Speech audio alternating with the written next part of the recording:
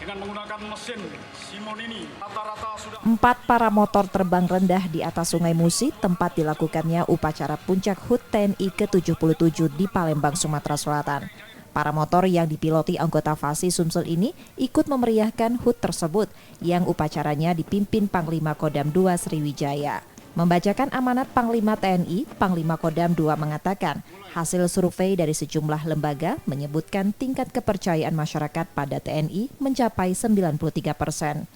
Hal itu jadi tanggung jawab TNI untuk menjaga kepercayaan tersebut dengan terus melakukan kerjasama dengan masyarakat dan pimpinan daerah. TNI hanya melaksanakan tugas pokok, tidak ada lain.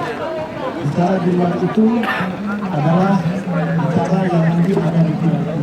Sehingga tugas pokok TNI itu yang utama, dan di dalam mencapai tugas pokok TNI tidak bisa berdiri sendiri. Harus bersama-sama seluruh komponen masyarakat, seluruh jajaran, dan seluruh Forkompinda yang ada di Sumatera Selatan. Jadi sinergitas itu saya artikan sama dengan kemandunggan.